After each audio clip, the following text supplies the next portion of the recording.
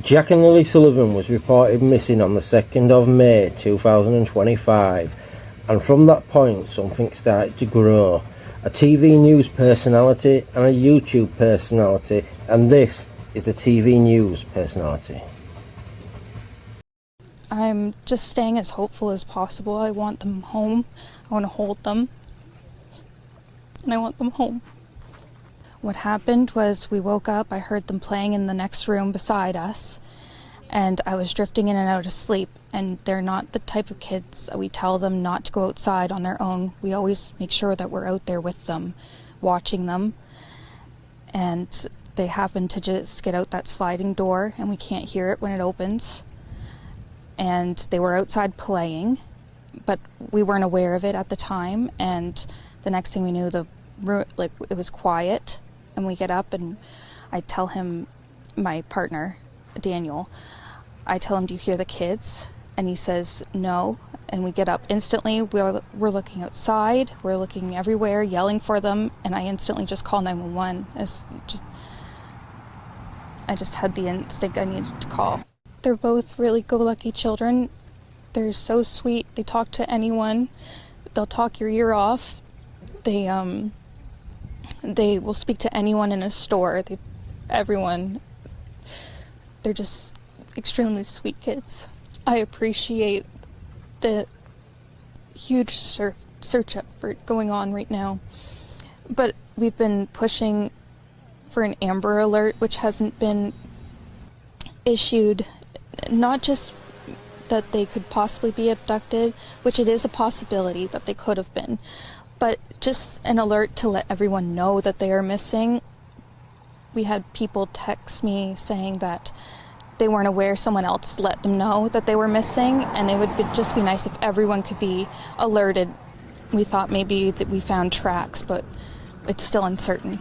It's been raining and they're probably soaking wet, but with the sun today, I'm hopeful that they are feeling warm. We're all filled with pain and sorrow because we just want them found. We want them home. Everyone loves them. They are definitely verbal, and they do have possible autism, but it's not extreme autism. It's just they have issues with school, and they don't catch up with the other kids. I just want to remain hopeful. But there's always, in a mother's mind, you're always thinking the worst. Last night was one of the worst nights because I didn't have them in their beds.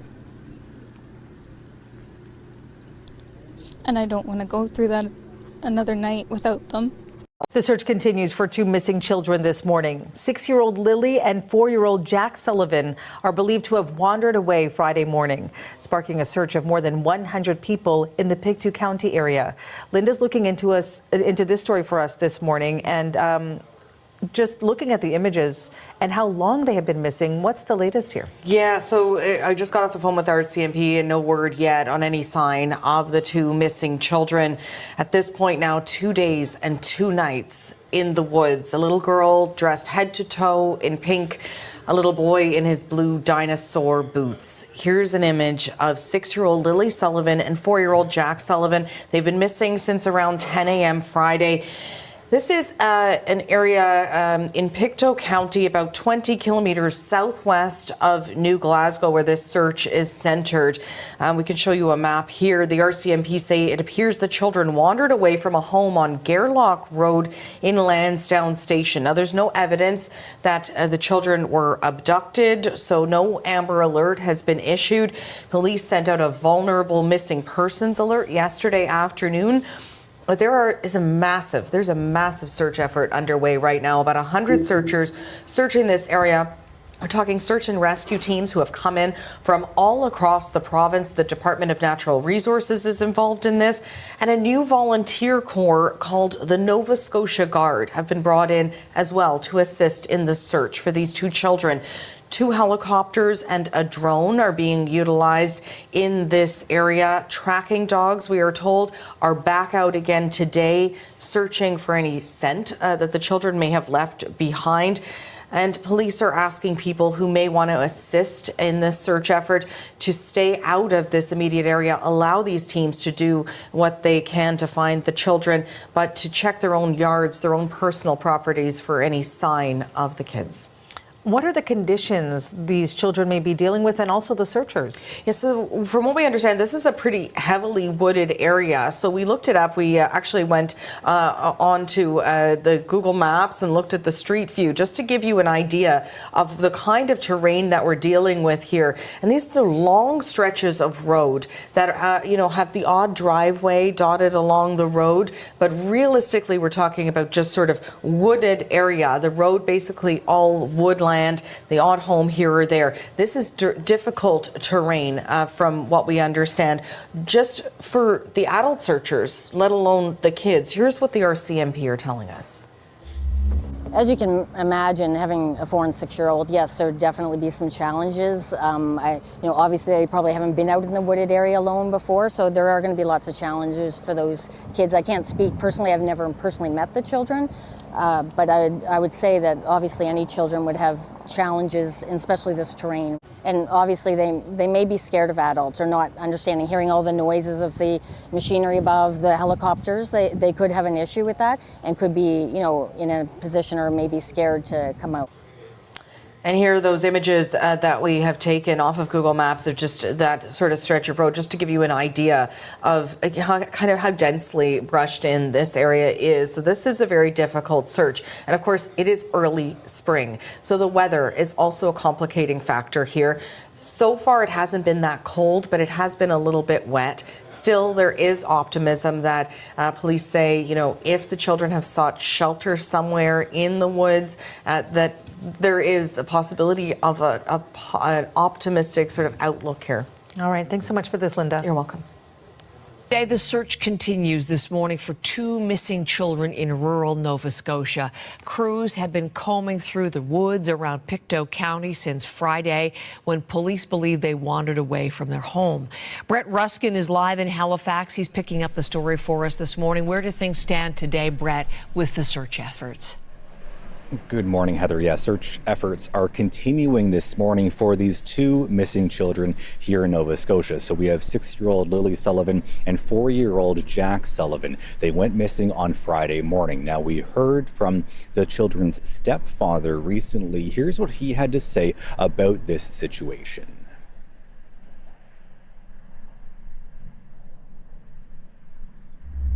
The last few days have been very stressful. I mean, ever since the Friday morning, when we noticed that the children were gone.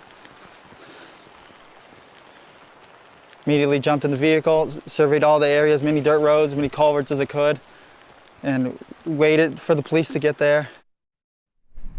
So again, this search began with family members and has now expanded to dozens of search and rescue volunteers. About 160 people were on the ground yesterday. There were dogs brought in to try to catch a scent of these 2 children. There were 8 drone units in the skies searching, as well as a couple of helicopters as well, each one of them equipped with infrared sensors and cameras looking for these children. Now, we heard from police talking about some of the challenging conditions and logistical issues that they are running into with this situation, with the situation on the ground. Here's what police had to say about this search.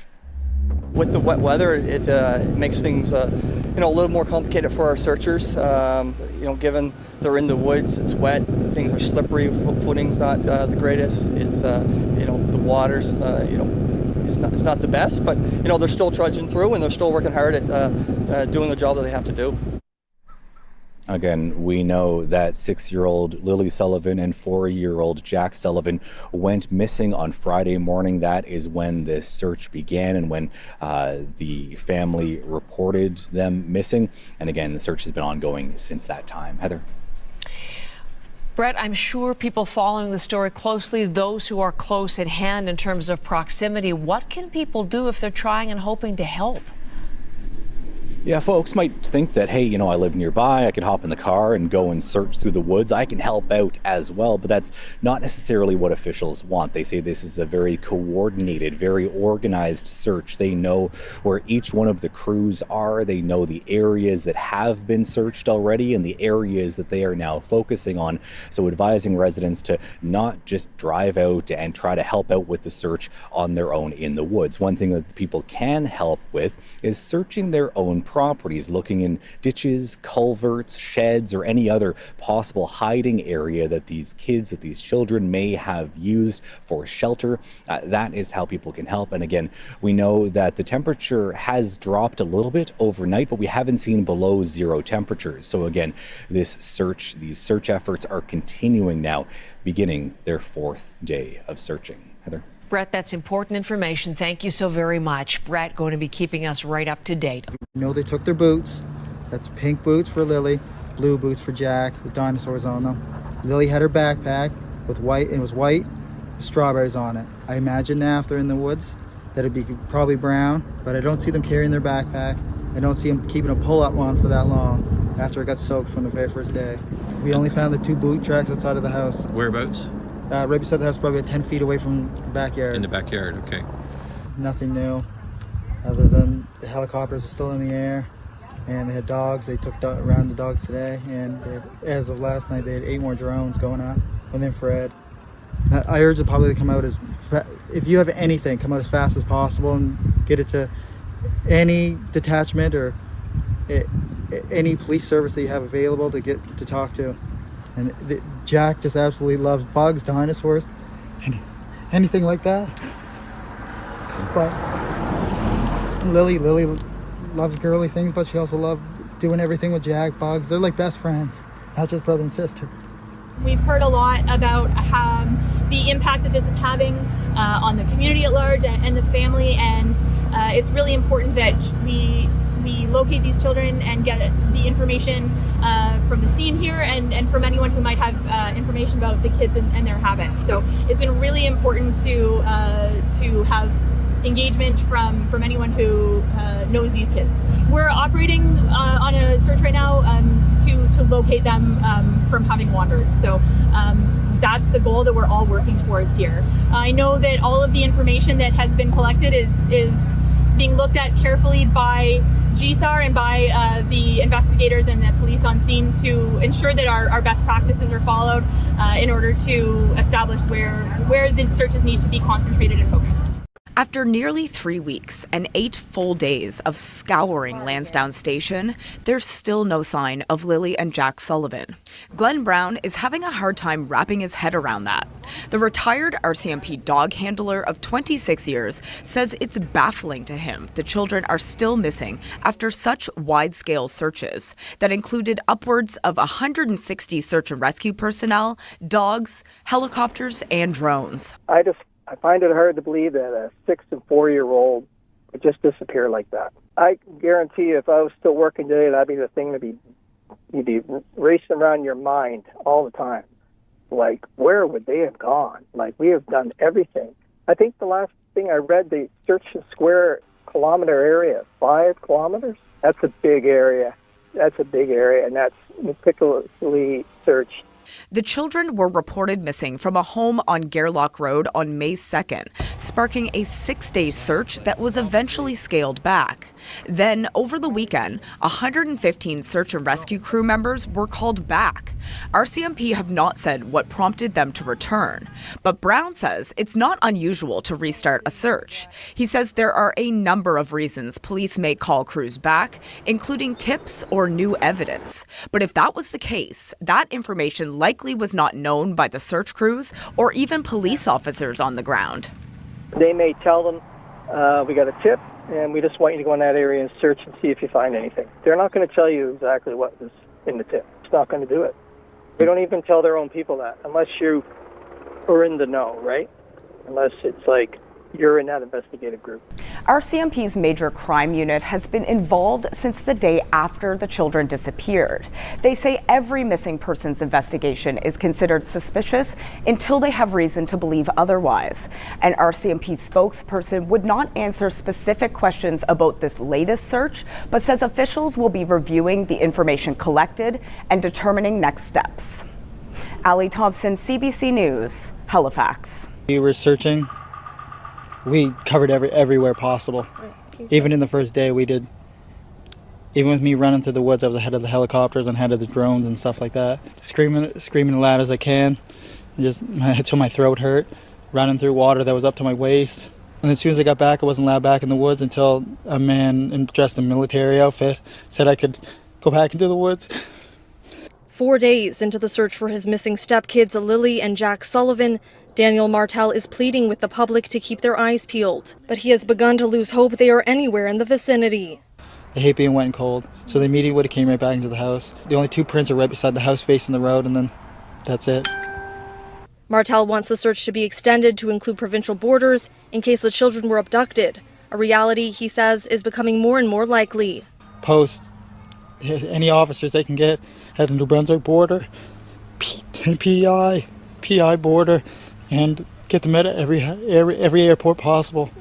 Martell confirmed that when the two children went missing from the home behind me, Lilly was wearing a pink shirt and pink rain boots. She was also carrying a white backpack with strawberries on it.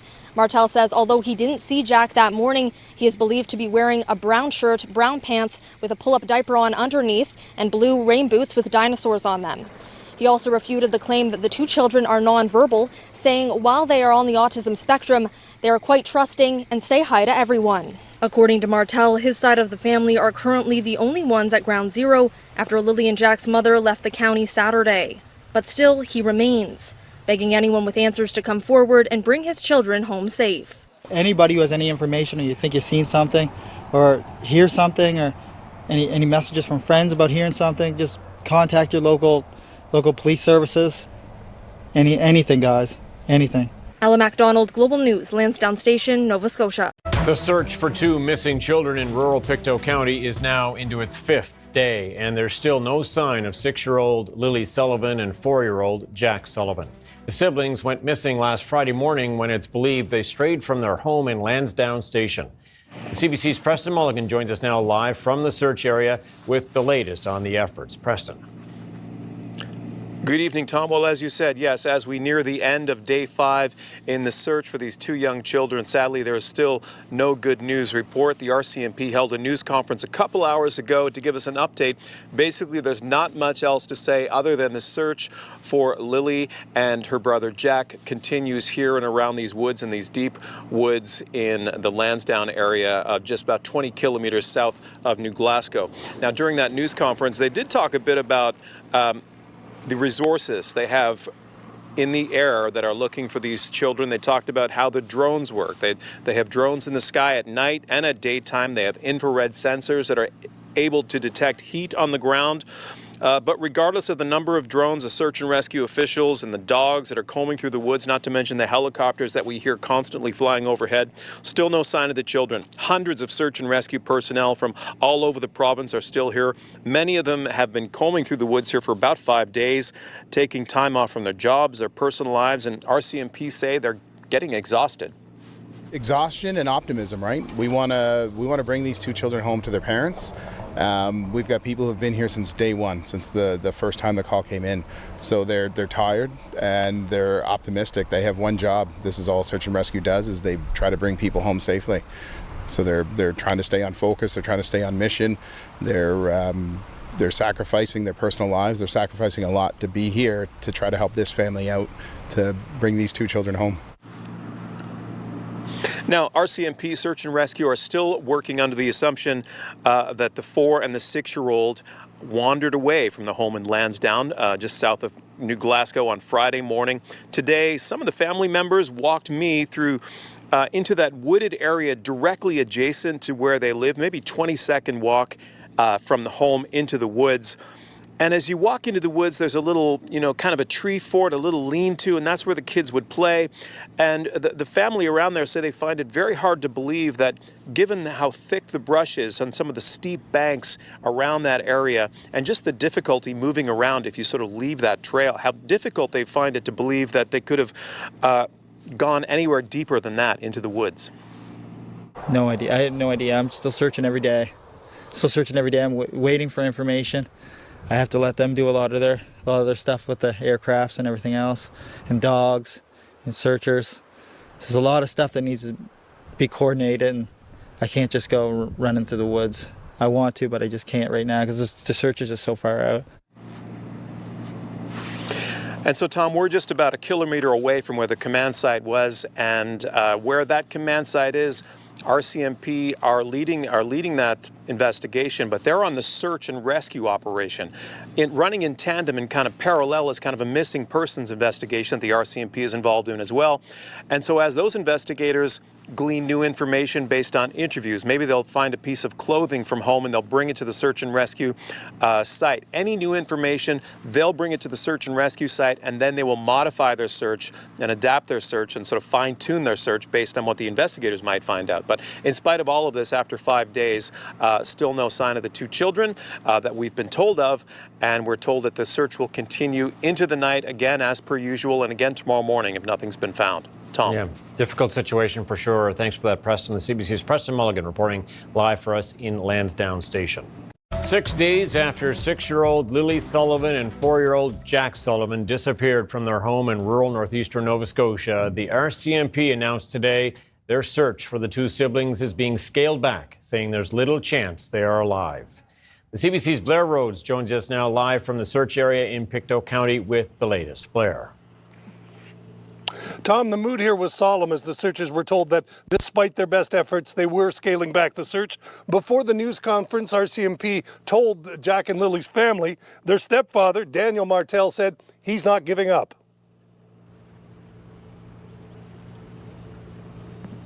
I'm still holding out hope. I don't know why they didn't find anything from Jack's pull-up to her backpack or any of her belongings at all. They just haven't found anything. Now, while the family may have some hope, the police say that after 6 days of often extreme conditions, the children were still in the woods, they wouldn't be alive. So now they said it came down to a question of survivability. And a number of factors would have to take consideration, and they would, based upon scientific information that they have, to deem when that time has to come, and that is now. And a lot of those factors come into play would be the age of the missing persons, the weather, how long it's been, what area has been covered. So at that point, they have to make a decision on that. Now, from the very beginning, they described this disappearance as suspicious. That's standard in missing persons cases like this. Today, we were asking the police, because the major crime unit has been part of this investigation since the weekend, as to whether they could elaborate on that. But they didn't want to answer questions about whether they had detected any criminal activity in connection with this. When somebody goes missing and we become engaged as any police officer, not just major crime, we will look at all the details and make considerations on the information we have, right? When it comes to a missing person, we have to automatically consider are there people that have different charter implications and things like that? So we will automatically start to consider what evidence is pointing us towards a suspicious in nature. Again, I can't comment more than that, but every missing person case, we would approach it from the same process, a methodical collection and review of information with decisions based on that. Now, when police say they're scaling back, what they mean by that is they will be going back over some of the areas they've already searched, taking another look to see if there's anything they missed. Tom? All right, Blair, thanks for that. That is CBC's Blair Rose reporting live for us from Pictou County this evening. A ground search is set to resume in just hours for 6-year-old Lilly, 4-year-old Jack Sullivan. The pair went missing without a trace from their rural Pictou County home in May 2nd.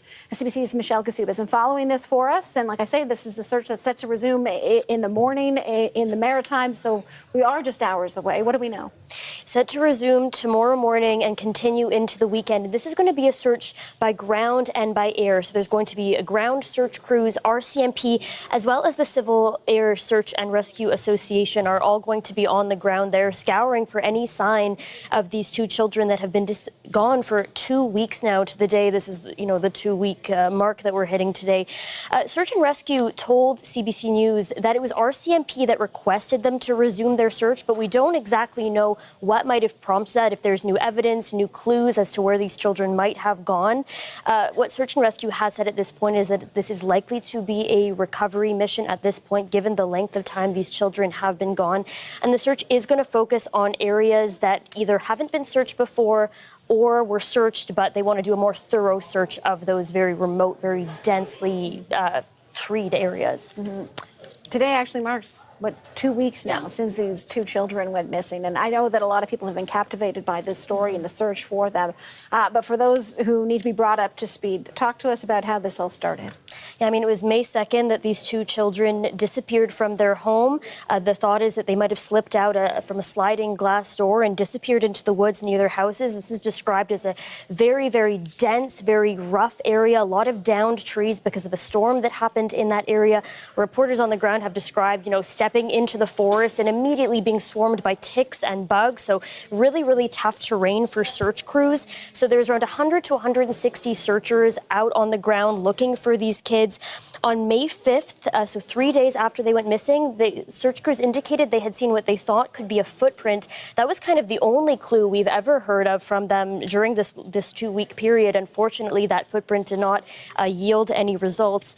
And then it was on May 7th, so 5 days after the kids went missing, that they said they were going to be scaling back that search. At that point, it looked like there was less hope that they were going to be finding these children at that time.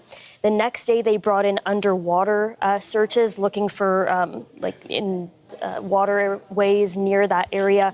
And it was yesterday that police said they don't believe these children were abducted. They haven't ruled out that this could be suspicious, the situation. And then that brings us to tomorrow, where we're going to see that search resume.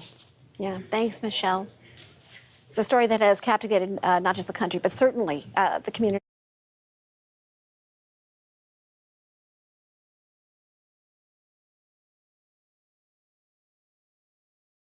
Of Pictou County. And my next guest is the warden of Pictou County, Robert Parker, joining us from Central West River, Nova Scotia. Robert, thank you so much for joining. The next day, they brought in underwater searches looking for waterways near that area. And it was yesterday that police said they don't believe these children were abducted. They haven't ruled out that this could be suspicious, the situation. And then that brings us to tomorrow, where we're going to see that search resume. Yeah, thanks, Michelle. It's a story that has captivated not just the country, but certainly the community of Pictou County. And my next guest is the warden of Pictou County, Robert Parker, joining us from Central West River, Nova Scotia. Robert, thank you so much for joining us.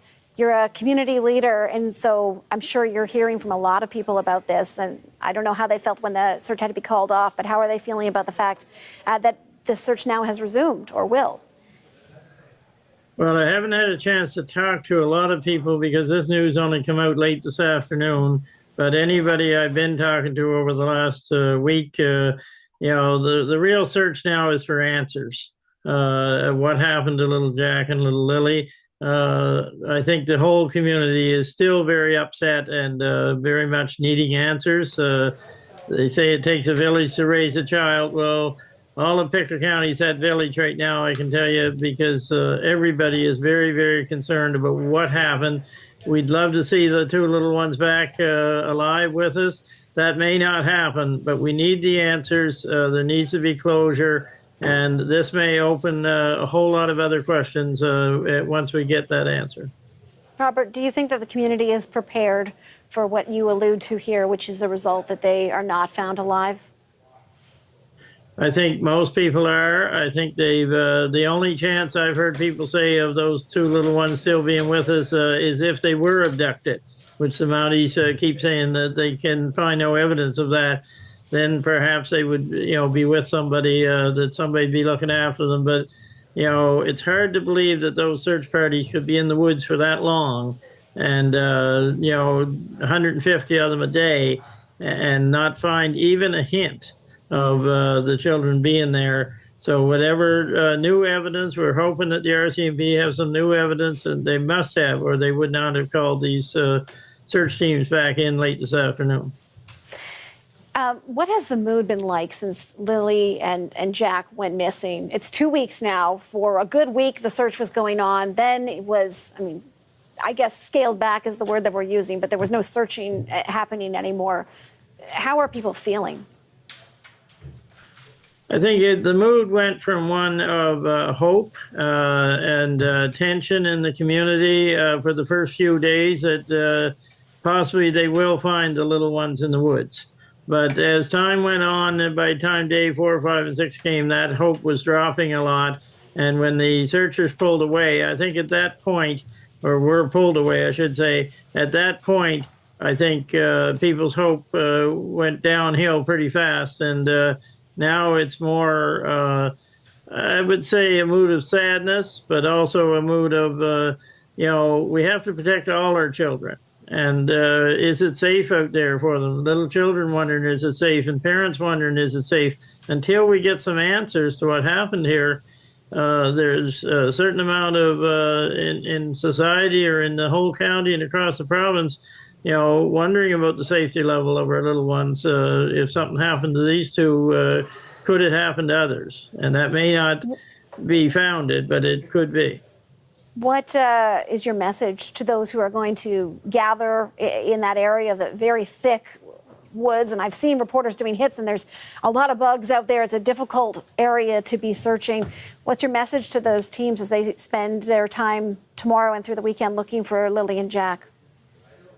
Well, first, a big thanks from the community, and we put out a press release to that effect today from our municipal level of government for the time and the effort and that goes into this. It's not easy. It's rough terrain. Like you say, there's bugs everywhere now and ticks and stuff, but they're willing to keep coming as long as it takes to find these little ones for us. And so we very much appreciate their efforts, but I would ask everybody in our county and across the province here and across the country for two things. One is to be patient. Give the searchers and give the RCMP time to do their job. They're the professionals. Let them do their job. And the second is to be kind. Be kind to each other. Be kind to the people that are sometimes being accused of something that that's not right now. When the time comes, then fine, we'll deal with that. But be patient, be kind. Robert Parker, Warden of Pictou County, thanks so much for this. The search for two missing children in Nova Scotia is now in its third week. Nova Scotia RCMP say they are determining their next steps after another ground and air search for 6-year-old Lilly and 4-year-old Jack Sullivan took place over the weekend. The siblings went missing from their Lansdowne Station home May 2nd, and police say they have found zero trace of what happened to these two children. For more on where the investigation stands this morning, we're joined from Midland, Ontario by Chris Lewis, CTV public safety analyst and former OPP commissioner. Good morning. Good morning. We'll remember the press conference where the police called off a portion of their search for Lilly and Jack on Sunday evening. What could that indicate where this investigation stands as of today? Well, when they made that call to downscale the search, at that point they made statements that they didn't believe the children would still be alive, which was somewhat concerning because it hadn't been that long at that point. Of course, it has gone much longer now. They are continuing some searching, but it appears that they're weighing more heavily on the investigative side of this, which of course they're not going to really talk about, given the trying to protect the integrity of that investigation.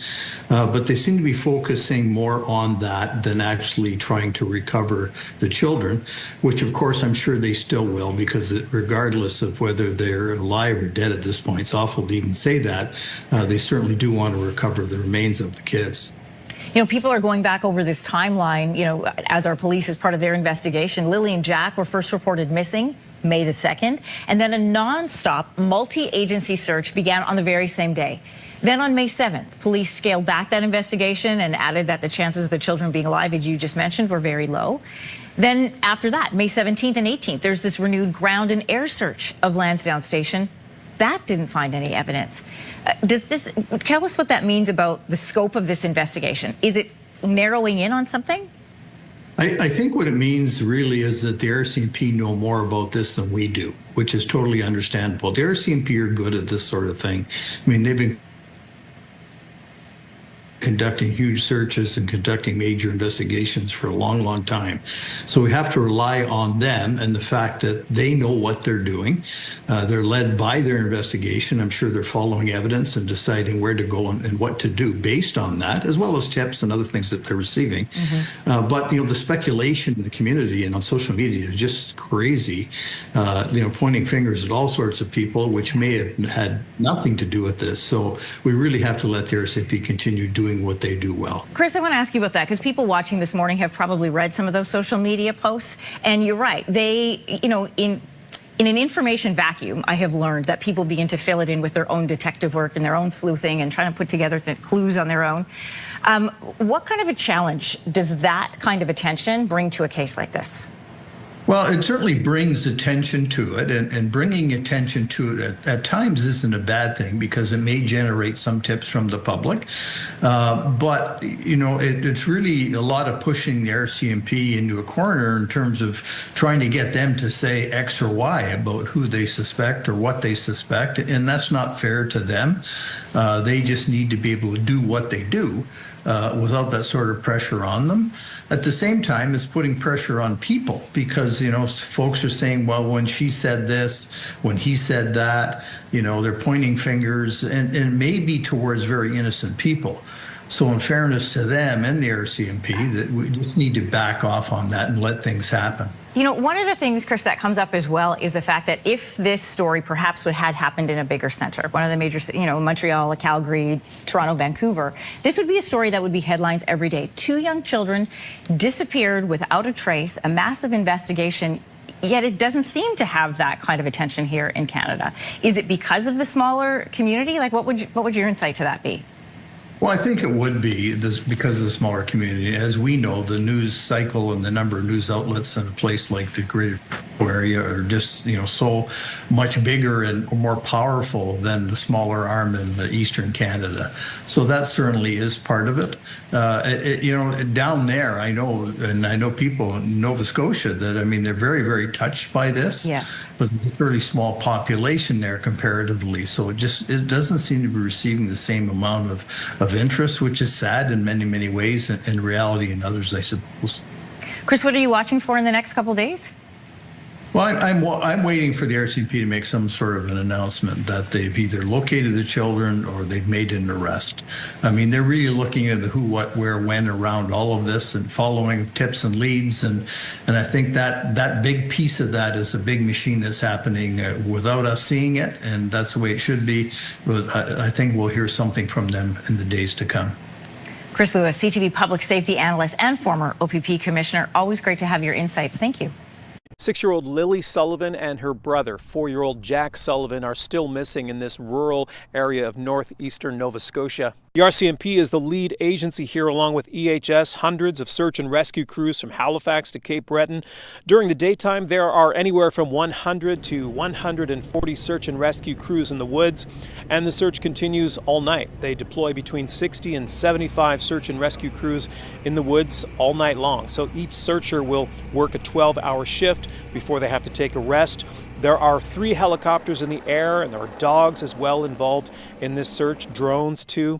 Search and rescue officials are keeping very close track of which sections of this area around Lansdowne have been searched, and once that area is covered, they move on, and they say it's important that no one wander in. Incidentally, this search has been the first assignment for the Nova Scotia Provincial Guard. They aren't directly involved in the search, but they're helping with traffic, protection of parked vehicles overnight, and just generally giving directions to people who are coming and going, those involved in the search and rescue effort.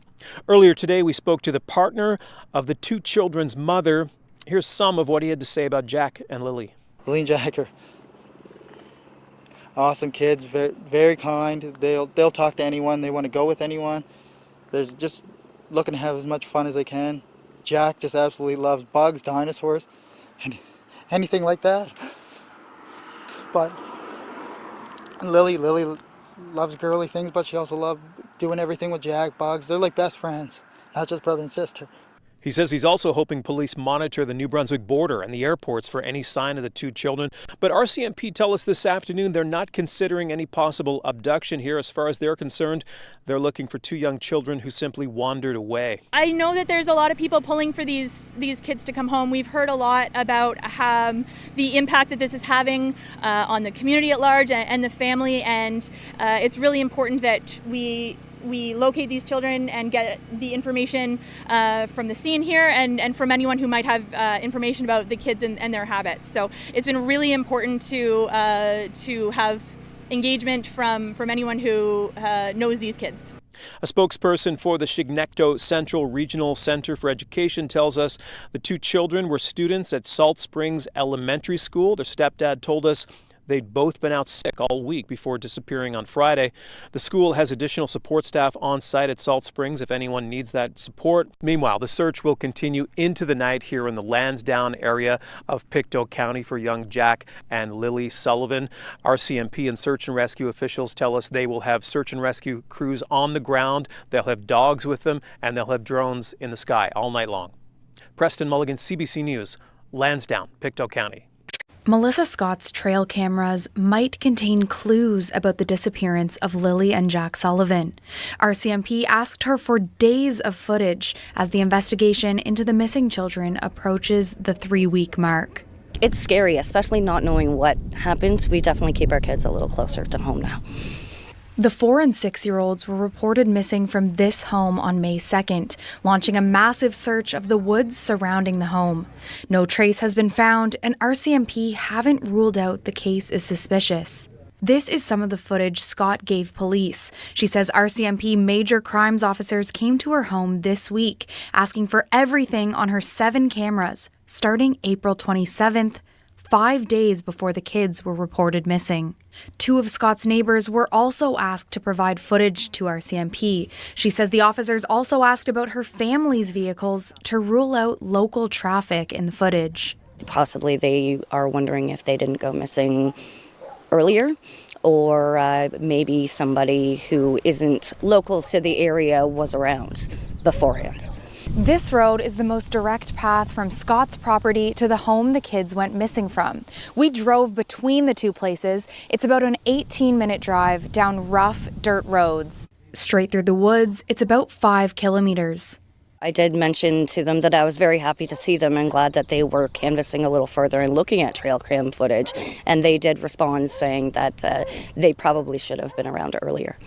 RCMP would not answer CBC's questions, including why they are seeking trail camera footage from before the disappearance and why they are identifying local vehicles. Nicola Sagan, CBC News, Glengarry Station, Nova Scotia. It's been 4 weeks since Daniel Martell has seen his stepchildren. 6-year-old Lilly and 4-year-old Jack Sullivan were reported missing Friday, May 2nd, after they wandered out of their Pictou County home. They have not been found after weeks of extensive searching the heavily wooded area. Every day when I wake up, it just feels like I'm reliving a nightmare of May 2nd. But the main feelings of from sadness have just turned to anger because there's no evidence as of after 1 month. And it's really taken a toll. On Friday, RCMP say ground search and rescue crews and police will return to the area this weekend, focusing on a nearby pipeline trail where a boot print was previously located. I know that they're working hard and they're using every resource they have, and it makes me hopeful because that's all we have at this point is just hope. A vigil of flowers and stuffed animals has grown in recent weeks outside the RCMP station in nearby Stellarton. Since May 2nd, when Lilly and Jack went missing, people here in Pictou County are still struggling to understand what happened and why there are still no answers. Every day, almost, I go by the RCMP, and it's just so tragic, just so tragic. You know, I just feel so bad for their whole family.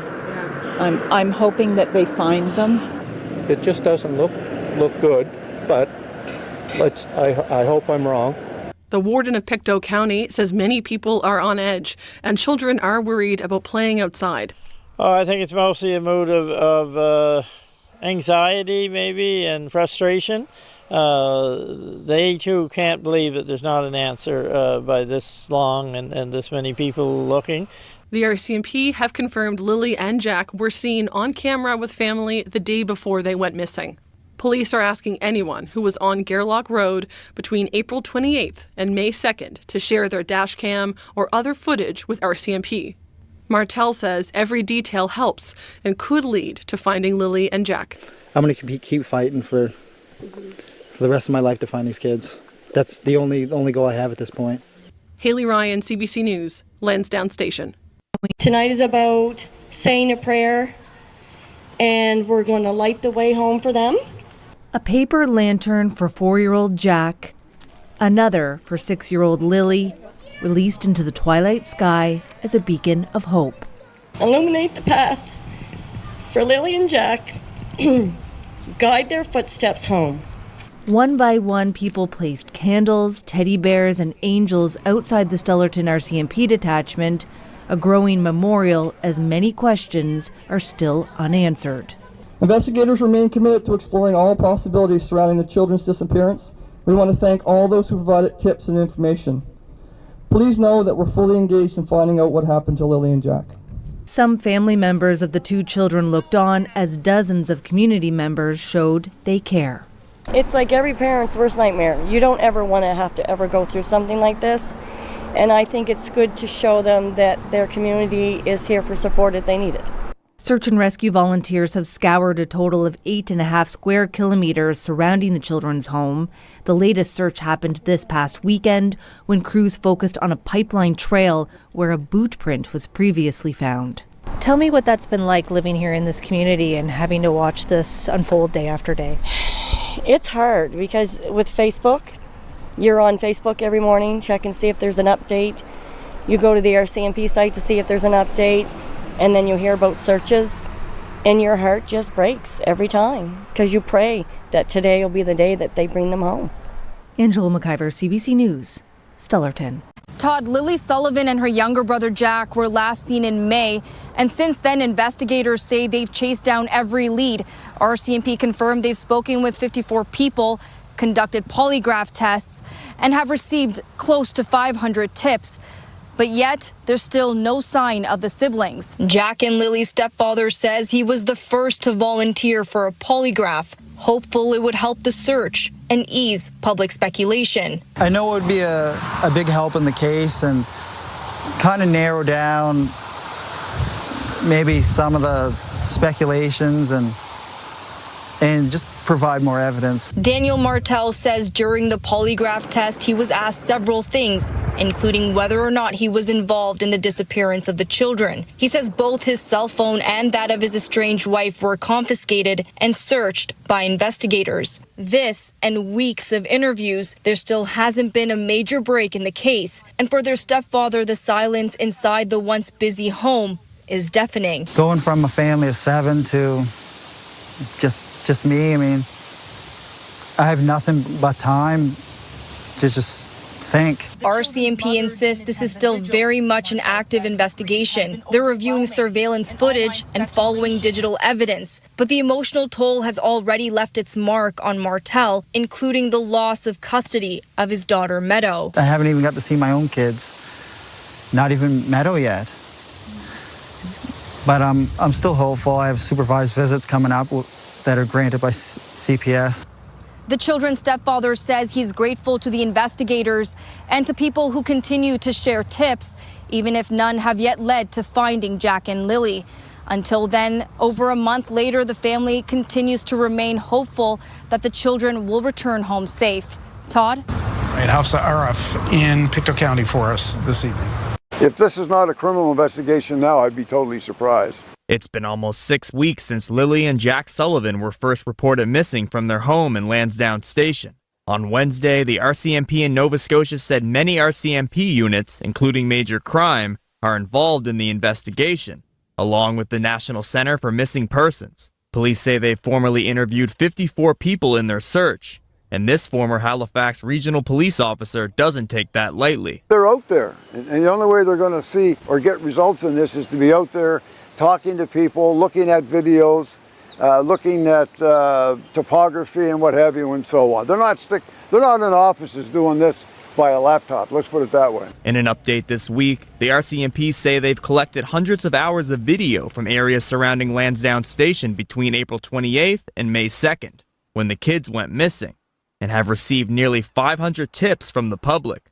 Police say they've searched every aspect of the family's home and received authorization to seize and examine devices. They'll go on the balance of probabilities based on the area that we fully searched with a lot of people. We can't find any evidence, be it a backpack, a shoe, or whatever. We can't find the kids. If you can't find them, somebody has to say enough is enough right now for searching those areas. So now we move to where? There's only one other option. A nefarious take to this. In other words, a criminal type thing.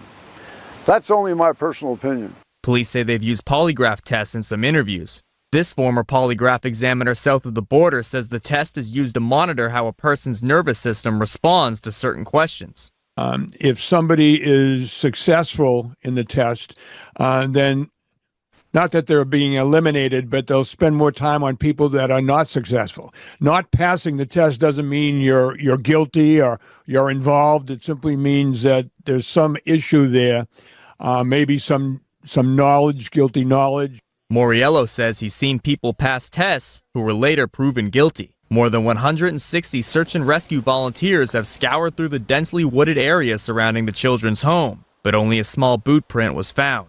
Police continue to refer to the case as a missing persons investigation. They're covering it all, everything they can.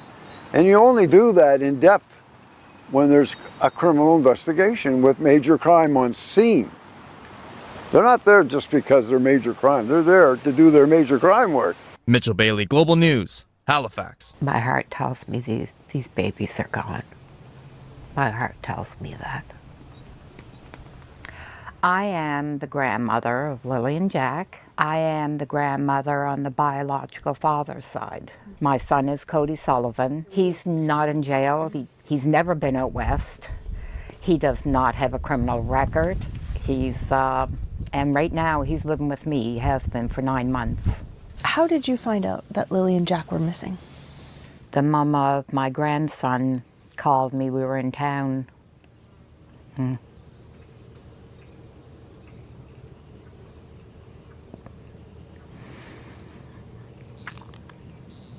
She asked if I heard the news. She sent me the article that was on Facebook showing the kids missing. I couldn't call Malay yet, so I waited till we got home. And I called, well, I didn't call her, I texted her. And she told me that, yes, that the kids were missing, that they've been missing since this morning. I was in a state of panic, shock.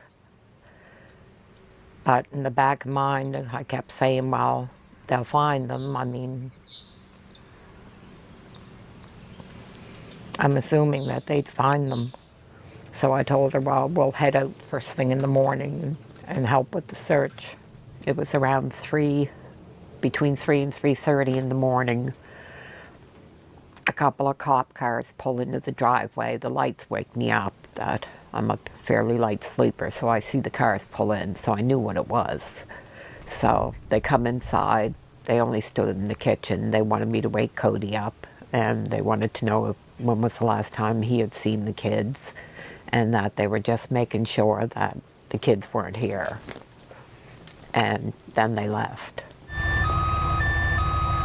So we showed up Saturday morning, me and my sister, and we met up with my daughter, and we started, well, I asked Malay, I said, Malay, I said, you know your kids. Nobody knows their kids like their mom. Where do your kids normally go to play out in the yard? What direction do they usually like to explore? And she said, well, they always play up in the little woods right on the side. I said, well, okay. I said, we'll start from that point and we'll work our way out. We had spoken to a search and rescue, and we weren't allowed on the other side because that's where they were searching at the time. So we just started combing through the woods up through there. We were gone for a couple of hours. I'm yelling for Lily and Jack. We always call Jack Jackie boy. And yeah, that went on for a few hours, but those woods, I started to feel that I can't see them being in the woods. There's trees everywhere. You literally have to climb over trees, climb under bushes. It is really, really thick. We come back out and I went in to see Malaya again. I assumed she was in shock. She was very, very non-emotional, very just flat, monotone. But Malaya's very soft-spoken anyway, that she's not usually excitable. I thought that's made her a really great mom. She was an excellent mom. She never raised her kid or her voice at the kids. That it was always, now Lily, what did mommy say? And I used to think, now if anybody's meant to be a mom, it was her. A part of me still feels that. Why only a part of you still feels that? What do you mean? After seeing the place, seeing the condition of the home, it was like the total opposite of what I knew of Malaya. She was always clean, very clean about herself, about the kids, about her home. This home looked more like a camp. Now, I don't know if it's from all the people that were there, because I didn't show up till the day after, but it was very unkempt. I was pretty surprised. I love you. Lily is, she was my little dream girl, the first granddaughter. And I loved that she had the brown hair and she had a space between her teeth, which I had when I was a kid. So yeah, she was our little princess.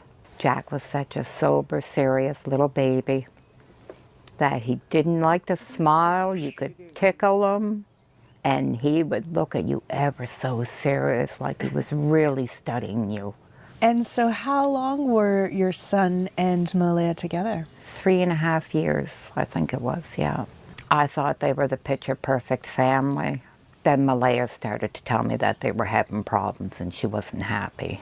She told me that she wasn't happy and she thinks she's gonna leave. And I told her that we supported whatever she decides, that one good parent is way better than 2 broken ones. And then how did that change your relationship with Lily and Jack? I thought it was going to change, but it didn't. Yeah, it didn't change. Malaya, she was a sweetheart. Anytime we wanted to see the kids, she'd come by for a visit. She'd bring them by all the time. It was actually really, really good. So when was the last time you saw the children? 1.5 years, almost, really. It's about 1 year and 9 months. How did you deal with that? Really, to be honest, maybe I didn't deal good enough with it.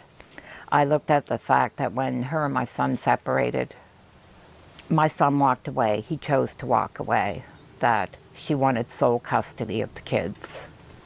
So she petitioned the courts for sole custody, and when she did that, he said he was done. Were you ever formally questioned? Yes. So then it's about a month after Lily and Jack are last seen that they come and formally question you. So it's about 3 weeks. They questioned Cody for 1.5 hours in the vehicle, and then they questioned me for 2 hours in the vehicle. How did that feel to you? I didn't mind. I mean, to me, I expected I'm the grandmother, so it wasn't a surprise to me. I'm assuming the sooner they do all that, I wish they would have done it sooner, that the sooner they can move on. So I didn't have a problem. My son was a little upset about it. He said they made him feel like he did something wrong, and he said he hadn't seen the kids in 3 years. So he was a little upset about it, that he said that they really come at him hard. They wanted to know what her favorite color was, and he said, they were babies when I seen them last. He said, she was just learning what she wanted to figure out to eat. I don't know what her color is. So yeah, he was pretty upset. Have they ever talked to him again since then? A couple of days ago, they had contact and they told him that they weren't looking his way anymore, that everything was fine. And have they ever given you any information? No, it's always the same thing. Which is what? They've got everybody on it. They are looking at all avenues. They can't divulge any information that could compromise their investigation. It's the exact same words. Why are you so sure they're not in the woods? I have children. I have grandchildren. And I see what kids are like through the woods. There's no reason for any child to wander deep into the woods. There's just not. I think somebody hurt these kids.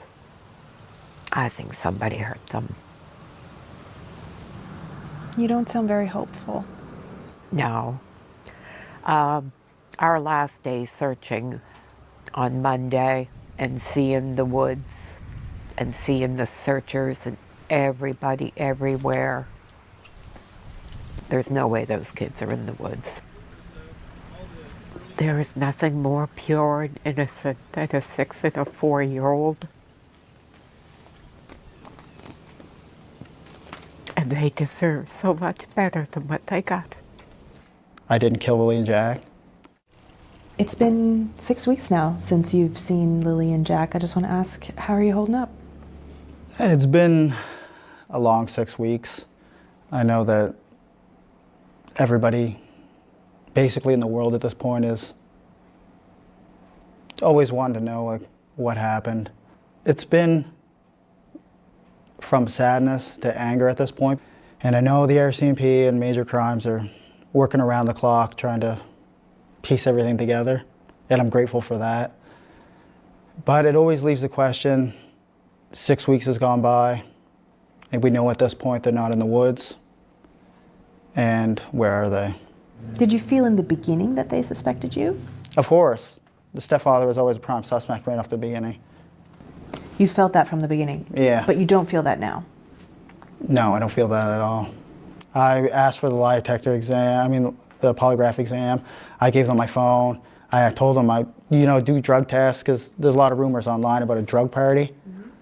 I know the person that said those rumors, and it was just to take the heat off themselves. Was there any kind of party? No.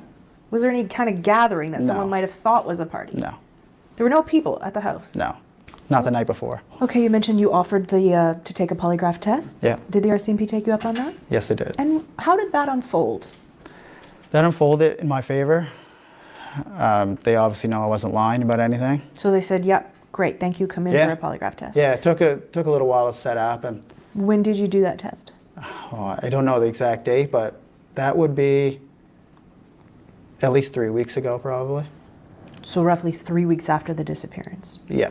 And I think most Canadians wouldn't have any idea what's involved with that. Can you describe the process? You go in and just tell us right from the start. We go in, sit down in a big comfy chair, and they have multiple sensory pads. You have them underneath your forearms, you have them underneath your butt, and you have them underneath your feet with your shoes off. You have a sweat gland on one finger. You have a measuring instrument for blood flow that goes in and out of your hand. And you have a cuff on your arm for blood pressure to measure your pulse. Were you nervous? Yeah, I was extremely nervous. Especially with the first question they asked you, did you kill Lilly and Jack? That was the first question they asked you? Yeah. Yeah. What went through your mind when someone's asking you that question so point blank like that? Your mind has a massive release of chemicals, I guess you would call them. It's like your stress levels just astronomically through the roof, and your body doesn't know what to do, because it's not every day the way you're hooked up to machines in an interrogation room where someone asks you questions like that. What other kinds of questions did they ask you? All the questions pertain to the death of Lilly and Jack. Are you accessory to the murder of Lilly and Jack? They were all. So all of the questions assumed that the children are no longer alive? Yeah. There were no questions at all about, did you take them somewhere? Could No. they be somewhere? No. The police have done a number of polygraph tests. They've done 53 formal interviews. Do you know who these people are? Yeah. That's a lot of interviews. It is a lot of interviews. A lot of them are my family, people that live in the area. And those interviews, typically, my interview was 4 hours. And a lot of the interviews from my family were 1-2 hours. So there's a lot of time taken up and they ask detailed questions. Do you know who else actually took a polygraph test? I mean, I do, but I'm not going to say anything that's going to impede the investigation. Okay. When did you find out the result of your test? Immediately right after. What did they say to you? You did a good job, you passed. And how did that feel? Good. And did you feel that there was any further suspicion on you after that point, or was that sort of conclusive? No, that was really when I seen the turning point for it starting to taper off with investigators.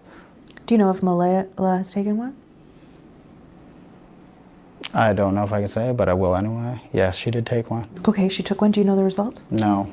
RCMP wouldn't let tell me I asked. You said you feel like everyone in the world wants to know what happened to Lilly and Jack. Yeah. Why do you think that is? Why do you think this is getting so much attention? Well, just the mysterious and nature of everything and how strange everything is. The RCMP, you know, I mean, they have to keep a tight lip on everything, but there's a lot more that meets the eye with the case. Is there something that you think the public doesn't know that you can share, that you want the public to know?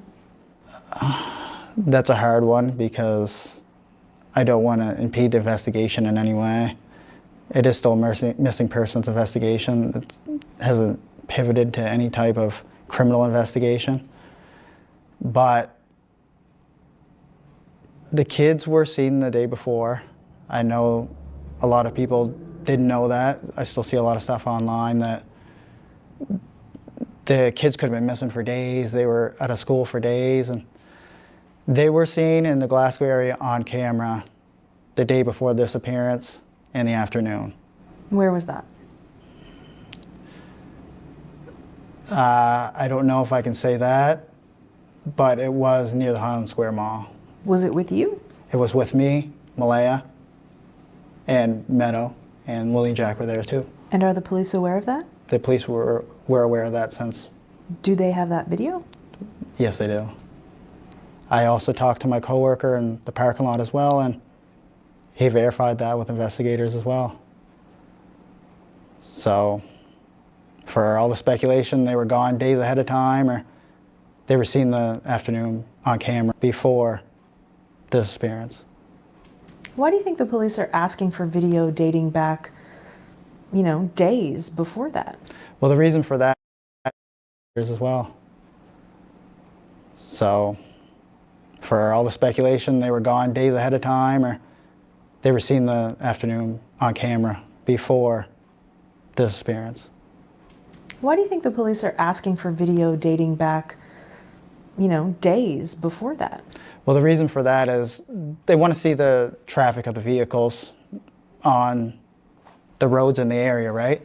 Maybe vehicles that were traveling that area a lot over the last few days prior to hand, or vehicles that, you know, weren't seen in the area, or vehicles that were seen in the area, like local people that are, you know what I mean, making frequent trips past the house, or which it's all considered evidence. I mean, the more pictures and videos is the better. They say they have hundreds of hours of video. Mm-hmm. Do you know if they found anything on those videos? Up to 2 weeks ago, they had footage that they examined for evidence that was 8 kilometers diameter out from the house. So that's, I mean, that was after a month. That's how long it took to get footage and review it 8 kilometers out. So but what's on the video? I don't know. I don't know. I'm only limited by what they tell me. How often are they in touch with you? Investigators now, I'd say maybe once every 5 days. And usually I'm the one who calls or messages them. And how's that changed over the course of the 6 weeks? Well, from the beginning it was almost daily, tapering off to where it's only like once every 5 days now. And how do you feel about that? it's good and bad. I mean, I like to talk to them in person about any little small details I come up with or anything I can try to bring to their attention which may help the investigation. So I don't get to see them often, so it's always over phone or messaging, and it's hard to really convey what you want to say when you're not in person. But then I also know the eye's not on me. The investigators don't see me as part of the disappearance. How do you know that? Well, when you're going from daily to tapering off every 5 days, I mean, I've already gave them everything on my phone. I'm the one who originally said, here, take my phone. We'll go through all my banking information. We'll go through all my stuff on my GPS from Google. And you were offering all that up right from the Yeah, I beginning. offered everything. And why were you doing that? To show them that I want to get the investigation moving. I know I have nothing to do with any of it. A lot of speculation is you killed the kids. We'll just come out and say it straight as it is. What do you think when you read that? It's a lot of nonsense, obviously. I know the truth. I didn't kill Lilly and Jack. And I just think a lot of people online they're seeking drama, that's the main thing. Everybody's allowed their own opinion, like I said before, but it's hard on the people that were actually there and missing the children. Still haven't got to see any of my kids, including Lilly and Jack. And that's been really tough, going from a family of 7, including my other 2 kids that live in Halifax now. Going from a family of 7 in the blink of an eye, your family's ripped apart and you're left alone. Do you think those kids are in the woods? From everything I've seen, yes. We got the first call shortly after 11 on Friday morning on the 2nd that there was 2 children lost up here in Lansdowne, and we just deployed the team and got here as fast as we could.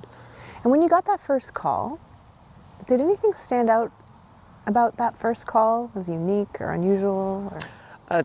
It's not common to have 2 lost subjects in that kind of scenario, so with kids like that, it's not common to have the 2. It's not uncommon, so a pair of hikers is overdue or something like that, but with kids it is a little uncommon to have 2 gone missing. Have you found anything? The only thing that we had was the boot prints that everybody, and we still cannot 100% say that they belong to the children, but that was pretty much the only thing that we had. You think they're in the woods? I have not been told anything to lead me to any other conclusion at this point. Why can't you find them? They're small, they'd be hiding. They would have crawled underneath something probably when they got tired. They could have gone further than what we searched. There's all kinds of scenarios, unfortunately. So we're on Lansdowne Road. It was in one of the areas that was searched extensively, as you can tell from like the flagging tape in the woods. So when teams are tasked, they get a bearing or a waypoint, or both, for where they are to start. So they come down into the woods and they'll tie a ribbon so they know where their start point is. And then they start on their compass bearing into the woods. As you can see another flag. So this is where they were going straight into the woods. So they're following their bearing, putting their flag line down and searching at the same time. Coming up through all of this stuff. How much of this is down because of Fiona? A lot of this is down because of Fiona, and some of it could have come down after the fact, but the vast majority of it was probably from Fiona. So grid searching comes in different types. So we have type 1, type 2, and type 3. A type 1 is fairly open. So if we're looking more for signs of travel or say larger objects, so if we know they have a backpack or something like that, we can space people out, 10, 20 meters apart. And especially if we think somebody's going to be responsive, so they're going to talk to us when they're calling to us, we'll do open. We were doing closed grid or type 2, so teams were very close together because we were expecting children to be hiding. A lot of children that age range will hide. So if we're 20 meters apart in some of these woods, you can't see 2 feet away from you. Like there would be places where teams would be almost able to touch their fingertips together and they couldn't actually see each other through the bushes. It's that thick in places. So how does this compare to what your teams have been dealing with? This is actually fairly mild compared to some of the areas. Mild. It looks like such a mess. It does look like a mess, and you got the thorn bushes and the deadfalls, but there's places that are actually a lot worse, but there are places that are a little bit better as well. But what would be worse? A lot more deadfall. You can get places where it's just deadfall on top of deadfall on top of deadfall, and you literally have to crawl underneath of it or climb over top of it. You were also saying, though, to the general public, don't come help us. Why did you say that? We don't want the general public in the area because we use a lot of very specialized assets like canines that are looking for the freshest human scent they can find. So if we have somebody from the public go through an area and we don't know, but we were deliberately waiting to send a canine into that area, that canine could get on the track from that person, and then we've just wasted that resource because once that dog's probably done its track, they're probably exhausted and can't go out and do anything else. And same as drones, if we're flying a drone over the area and we get a heat signature from somebody in an area and we can't identify who or what it is, then we have to send GSAR resources in or police resources to confirm who that is. And in the same breath, a lot of it comes down to training. So our people are trained to look for the little things, the footprints, the pieces of clothing that are discarded, the broken branches, the spots where somebody might have crawled in underneath something and had a nap or something like that. So they're very clue sensitive is what we call it. They're clue finders. So we're not just looking for the two children. We're looking for all the evidence of them going through the area, which is a big part of what we do. So when the boot print was found, we told the team just to send us the coordinates. We got a picture. Yeah, it looks like a children's rubber boot print, which is what we were looking for. Conversed with the incident commander. Yeah, we're going to send. We sent an RCMP canine in first. Then we sent human tracking teams, so like man trackers. So we have some members that have been trained to do tracking themselves. We sent them in and we did some grid searching in the area to see, just to follow up. And then the RCMP forensics unit went in and did actually a cast of the boot print. We did investigate a few wells and mine shafts. The teams came across them in the woods, so they would look in them as best they could. There was one mine shaft we actually ended up flying a drone into to see if there was any sign of anything going in there because it wasn't safe to send the people in. And there was no sign of any disturbance or anything inside the mine shaft. So I know they're still doing investigation. Anytime a tip comes in, they follow right up on it. So. Do you feel it's been searched as well as it can be searched? What has been searched very well. Very extensive. With over 12,000 hours put in on the search. It's pretty much unheard of in this province. All searches are hard unless we have a good ending, obviously, but some hit closer to home than others do. There was members that couldn't bring themselves to call the names, but other people on the team were, so it wasn't impeding the search effort, but because of personal reasons, they couldn't actually physically call for the names themselves. They just couldn't say the words? They couldn't get it out, no, for whatever reason they had. And there was people coming to the end of it that, whether it was physically, they were just exhausted, or mentally exhausted, that couldn't return to the search area as well. So we saw a little bit lower numbers on some of the revisit searches that we did with some of the teams. For that first weekend search, after, the searches scaled back on May 7th, yeah, what were you told when you got that call? Like, why were you going back? It was actually a conversation. I was meeting with major crimes on a regular basis, going through the paperwork from the search and showing them what was covered and what wasn't covered. And it was actually a conversation had between us that, yeah, there's some areas that we would like to go in and get covered off, either better or new areas that we said, well, there's a possibility, so we want to just go search those areas as well. So it's not uncommon for us to go back to a search if we haven't found something. What prompted then the second weekend search? Basically the same thing, just more areas that we really wanted to see get covered and just expand out on what we had done. So just to be clear, it was not as a result of the new information? It was not, no. I think it gave some people in the public hope. Yes. Like, oh, maybe they found something there in that area they're looking. Yeah. It wasn't that. It was not. So it was just that we wanted to extend out our search area and cover off areas. Most of these people, they're all volunteers. They just want to find the kids and bring them home. So they're more than willing to keep coming back and keep searching. Unfortunately, at this point, unless something comes up, we're probably not going to be back. But that being said, somebody could find something that brings us back Children just bring out the best in people when we're in a situation like this. Everybody just wants to come and do everything they can. Clearly, we don't have evidence to suggest that an abduction took place at this time. Is it something you're still investigating, whether or not they could have been abducted? So we're exploring all investigative avenues.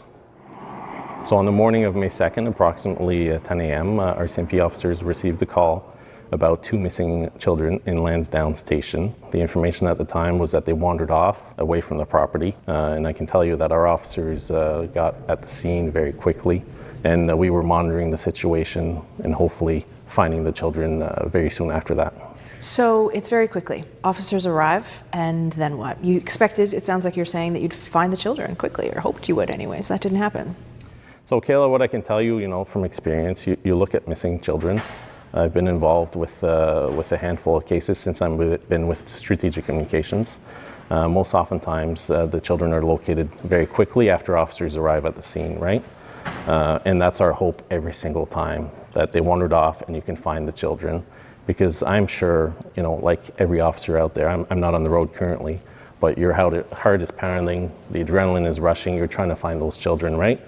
And this case started just like that? That's what you're correct. describing, you thought you'd go there, find them very quickly. Yeah, absolutely. And our officers were nearby in an ongoing search for a kayaker that had gone missing the day prior.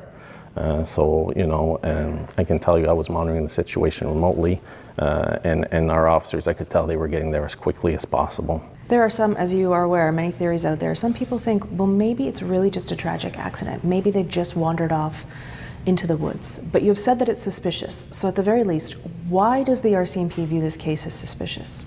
So every missing persons investigation is suspicious until it's proven that it's not. If we don't have that information to say that it's not suspicious, we have to continue to assume that it is suspicious and access those resources and tools and follow up those tips and find that evidence until we find the people that are missing. So you don't think they were abducted, but you can't find them. How do 2 young children just vanish? That's a great question, Kayla. And we are asking for the public for tips and information. And to date, we've received close to 500 tips. So we have to follow up on those tips, right?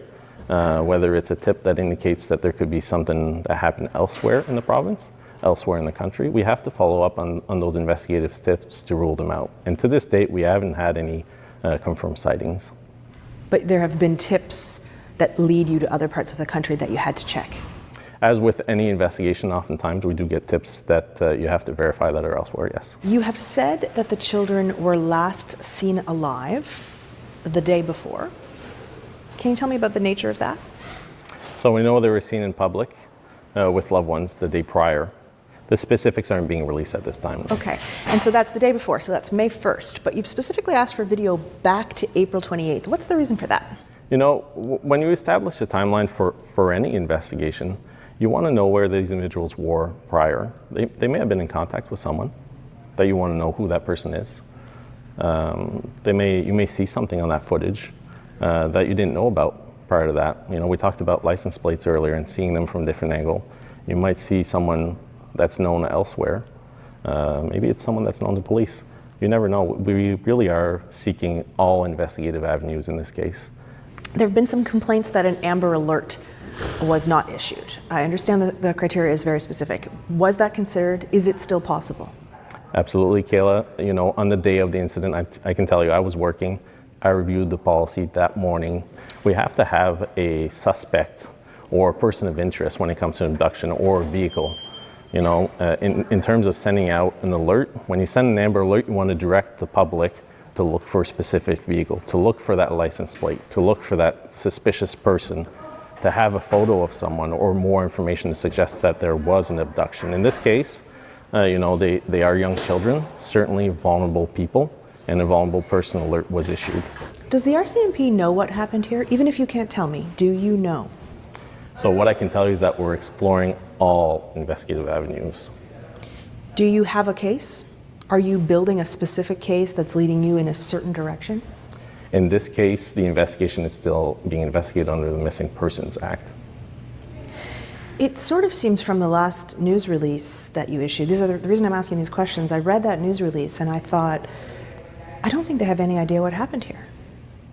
When it comes to missing people, it's very complex. It can be very long-term investigations. It can be difficult on first responders, especially when it involves vulnerable people. And we have to be patient, and we have to follow the leads and follow the facts and evidence that we gather to bring us to locating the children. Does the RCMP think Lilly and Jack could still be alive? That's a great question, and we want to locate them and find them.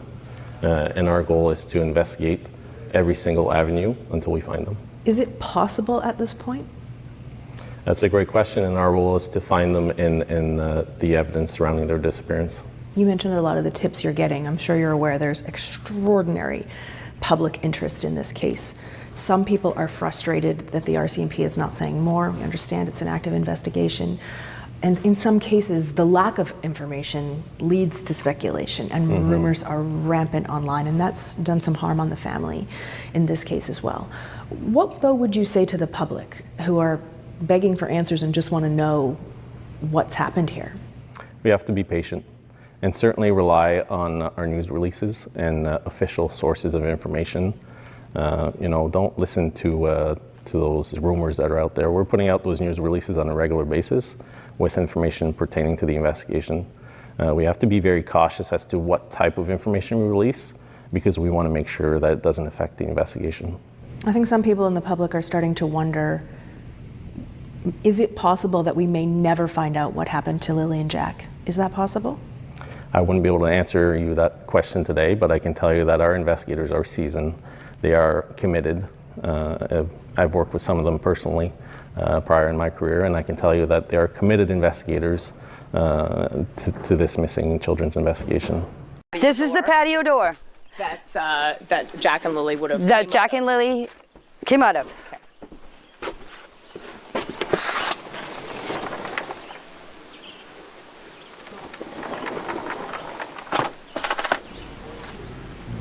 So it's the morning of May 2nd. Take me through what happened.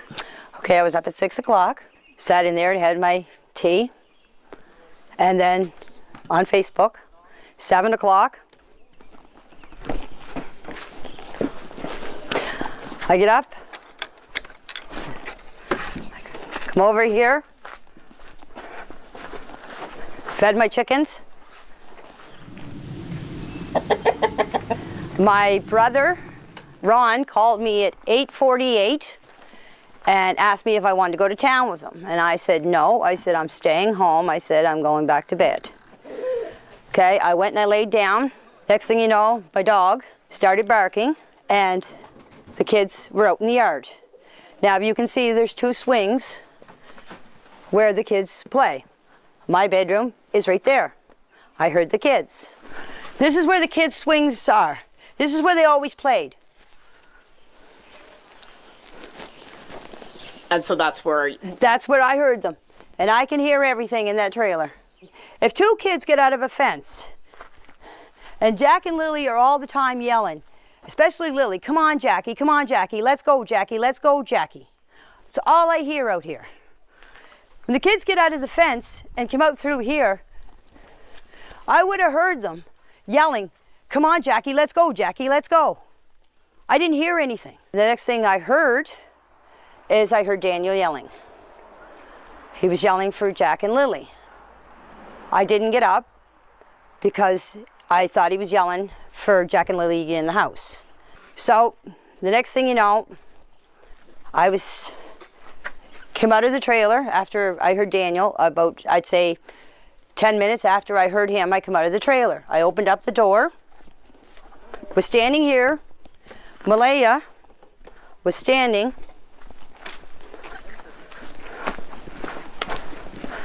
right here with Meadow on her hip. And I come out and I said, what's up? She said, Jack and Lilly are missing. I said, how long? She said, about 20 minutes. I closed the door, got my boots on, came out here, ran up in the woods. Just right up here. The kids have a little fort that they made out of sticks and fir branches, and that's where they go. You can see them and hear them. We went for walks in the woods. I had to practically carry Jack through the woods because there was no way that he was walking through all that tree falls and bushes. I did this whole area. There's an old road up back. When I got up to the top of the hill, I met Daniel. And I said to him, I said, did you find them? He said, no. He said, you coming with me? I said, no. I said, I'm going to search this area. Because when she told me the kids were missing, you automatically think they went into the woods. That was my first instinct. Mm-hmm. So I went up and I did this whole area, this whole wooded area, right up to the top of the dirt road, came back down here and came back down the side of the road, come back down here and came back up the same spot. I went back into the house. By the time the cops were here, I don't know exactly what time, I didn't take my phone. The cops were here.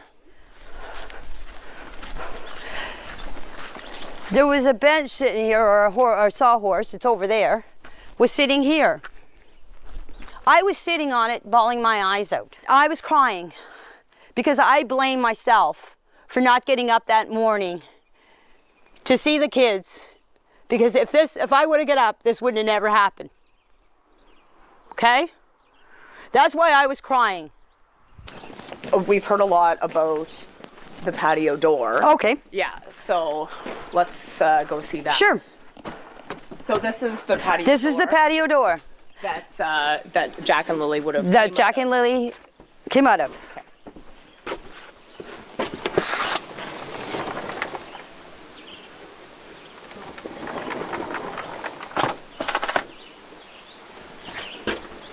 And so tell us why we've heard about the patio door.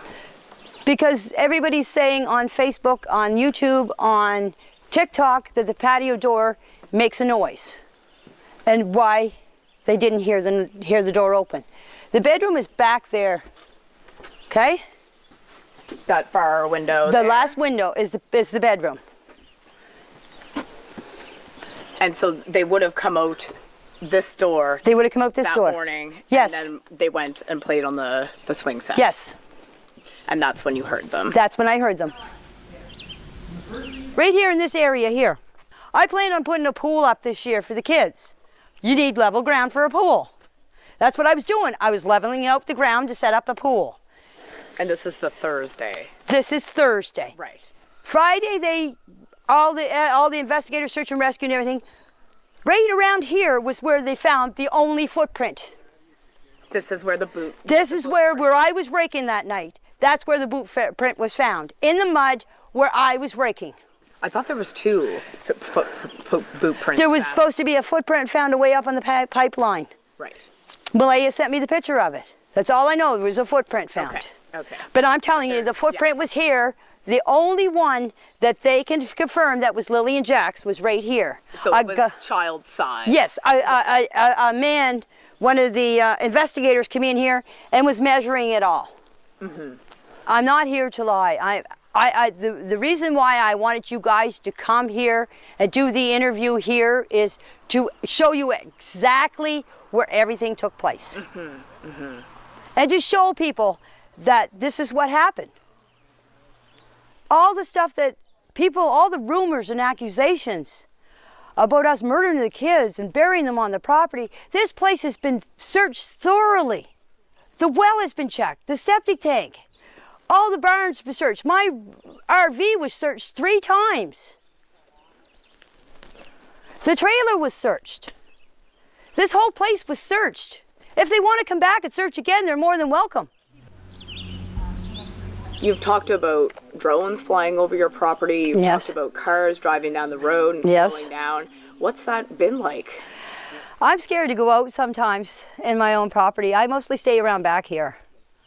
And if I do go out front for anything, I usually have my head down because I don't want people to see who I am. That is me myself. It's not because I'm hiding from anybody. I don't like to be on camera.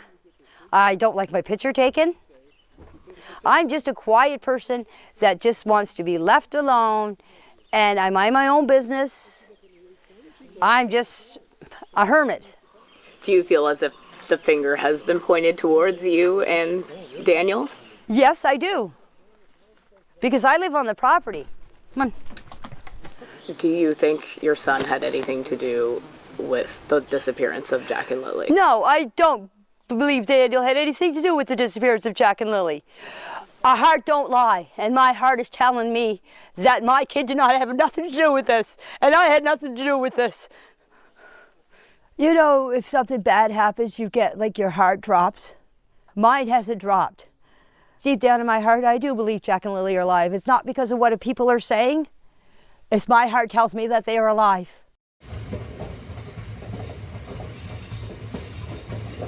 Okay, my YouTube friends, I will leave it there. I made this video for you because I have seen all these a lot on other people's channels, but I've never seen them all together and in order. So hopefully this channel is the first channel to do this. So please like and share and consider subscribing, then you don't miss my next video. I appreciate you all. Thanks for watching. Take care.